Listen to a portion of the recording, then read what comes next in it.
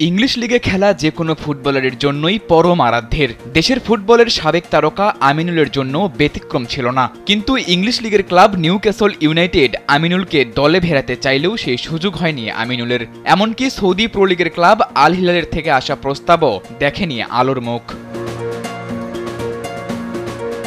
জানা গেছে কেবল ভুল যোগাযোগের কারণে নিউক্যাসল ইউনাইটেডের হয়ে খেলা হয়নি আমিনুলের। সেই সময় নিউক্যাসল ছিল ইংল্যান্ডের সেরা ক্লাবগুলোর একটি, আর আল হিলালের প্রস্তাবটি বাংলাদেশ ফুটবল ফেডারেশনের অবহেলার কারণে বাস্তবায়িত হয়নি। ধারণা করা হয় দেশের ফুটবল ইতিহাসের সবচেয়ে বড় ব্যর্থ চুক্তিগুলোর একটি ছিল এটি। স্যান্ডেলিনা সো, রূপচর্চায় আভিজাত্য। মাত্র 14 বছর বয়সী মোহামেডানের জার্সি গায়ে জড়ানো আমিনুল ধীরে ধীরে হয়ে উঠেছিলেন দেশের ফুটবলের ওয়ান ম্যান আর্মি। ক্যারিয়ারের স্বর্ণালী সময়ে মুক্তিযোদ্ধার জার্সিতে 2003 সালে ন্যাশনাল চ্যাম্পিয়নশিপ জিতে হয়ে ওঠেন ন্যাশনাল হিরো। এরপর ওই বছরই বাংলাদেশের সাফ চ্যাম্পিয়ন হওয়ার মূল কারিগর ছিলেন আমিনুল হক। ফাইনাল ম্যাচে টাইব্রেকারে দুর্দান্ত ভূমিকা রেখে হয়েছিলেন ম্যান অব দ্য টুর্নামেন্ট।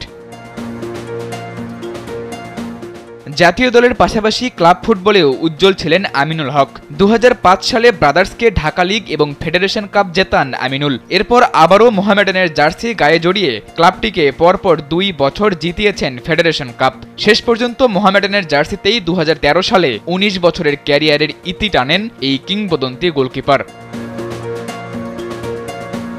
ফুটবলের ক্যারিয়ার শেষ করে যোগ দেন রাজনীতিতে, তবে সেখানে মুদ্রার উল্টো পিঠ দেখতে হয় তাকে। হাসিনা সরকারের আমলে ভিন্ন মতের রাজনীতির সাথে যুক্ত থাকায় জেলেও যেতে হয়েছে দেশের কিংবদন্তি এই গোলকিপারকে।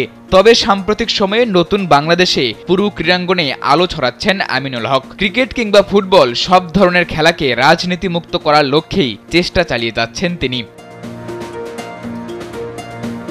সাদাতুর রাফি, কালবেলা।